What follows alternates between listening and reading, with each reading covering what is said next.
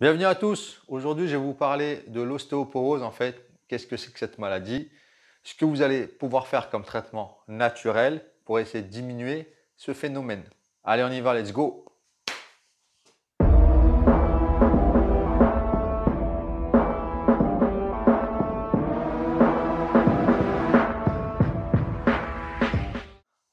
Alors, l'ostéoporose, qu'est-ce que c'est? L'ostéoporose, c'est assez simple. En fait, c'est une maladie un peu sournoise qui va consister à diminuer en fait votre densité osseuse et du coup, ça va fragiliser vos os. Donc, ça arrive souvent chez les femmes après la ménopause, mais il y a d'autres personnes aussi qui peuvent avoir ça. En gros, votre densité osseuse, elle diminue. On ne sait pas trop pourquoi. Il peut y avoir une cause hormonale ou il peut y avoir une cause un peu génétique. Donc, c'est-à-dire si dans votre famille, il y a déjà eu ce cas-là, c'est possible que vous en ayez plus tard. Donc, comment faire pour essayer de traiter l'ostéoporose? Ce qu'il faut comprendre, d'abord, c'est comment se crée l'os, comment ça se génère.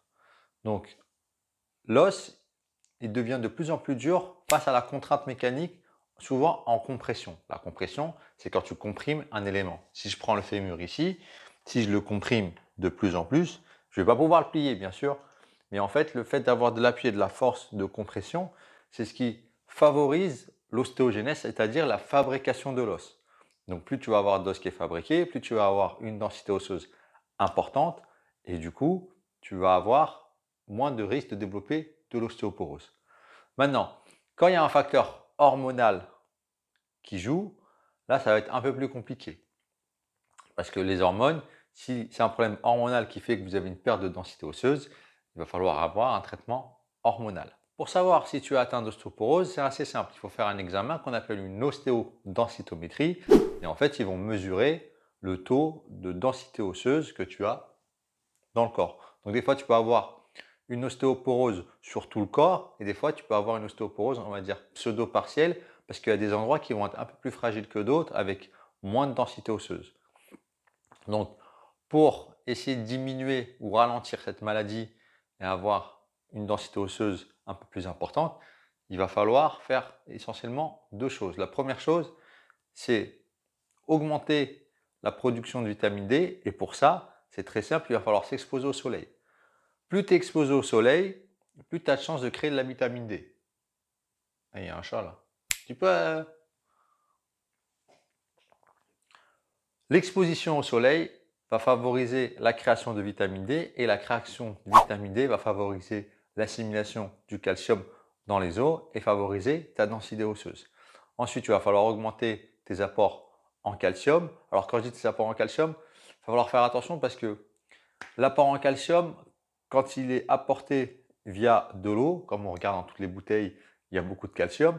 En fait, tous ces ions, tous ces minéraux qui sont apportés dans l'eau, ils ne sont pas forcément absorbés par le corps. Soit il va falloir que vous ayez un apport calcique dans l'alimentation et pas dans les boissons, donc pas dans les eaux, ou avoir un apport calcique en supplémentation via des comprimés.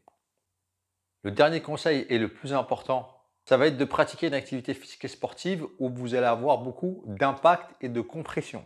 Donc ça veut dire tout ce qui est sport d'appui, tous les sports de course, donc la course à pied, les sports d'appui, c'est-à-dire les sports souvent collectifs où il va y avoir des changements d'appui, des sauts, etc. Des choses dynamiques, on va dire, avec des sauts de la réception. Parce que, comme je vous ai dit, l'os, il répond bien au phénomène de compression. Plus vous le comprimez, plus il va se densifier. Il va se densifier, il va devenir de plus en plus dur. C'est en fait le principe de l'action et de la réponse du corps. Plus tu actives une certaine partie de ton corps, plus ton corps il va chercher à développer cette partie-là pour qu'il soit plus dur, plus endurant, plus fort. Et bien l'os, c'est pareil.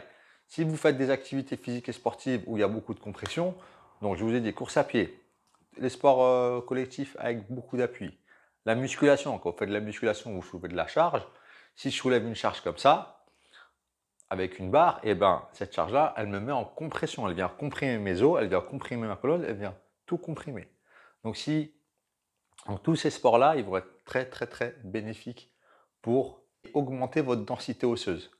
Maintenant, ce qu'il faut comprendre, si les sports en compression augmentent votre densité osseuse, les sports à éviter, je vais en dire un, ça va être la natation essentiellement. Pourquoi? Parce que la natation, quand vous faites de la natation, vous êtes dans l'eau, en apesanteur, et il y a moins ce phénomène de gravité qui joue. Vous êtes moins en compression.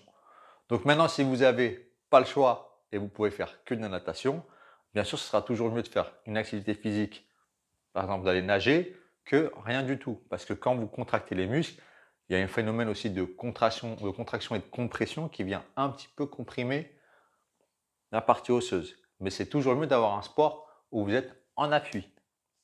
Je vais vous donner un exercice qui est très important par rapport à l'ostéoporose. Pourquoi? 1, ça va être quelque chose que vous allez pouvoir faire à la maison. 2, ça va travailler votre équilibre parce que le risque dans l'ostéoporose, c'est la fracture en cas de chute. Et souvent, ça va arriver chez les personnes un peu plus âgées qui ont déjà une notion de perte d'équilibre et en plus qui ont une diminution de la force et de l'endurance en général. Donc cet exercice, ça va être l'exercice des fentes.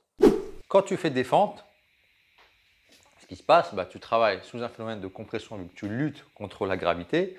Et cet exercice, il va renforcer à la fois tes muscles, stimuler tes contraintes en compression, donc stimuler ton ostéogenèse. Et en plus, ça va travailler ton équilibre. Et pourquoi cet exercice-là? Parce que souvent, quand tu vas avoir une chute de quelqu'un, d'une personne âgée, si elle chute et qu'elle ne se fracture pas, parce que là c'est assez bon, souvent la personne elle va avoir du mal à se lever et en général ça pêche à cet exercice-là. Au passage, en fait, quand tu passes de la position à 4 pattes à debout, est un moment où tu dois faire un passage en fente.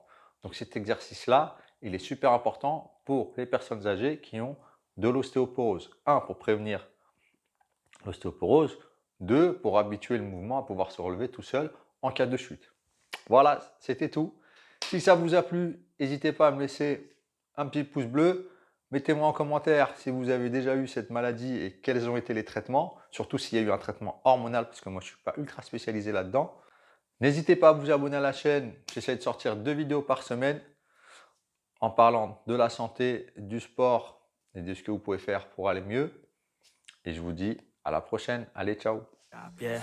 One shot, that's all you got. Take it right now before you get lost. Yeah, one shot, that's all you got. Write your own story.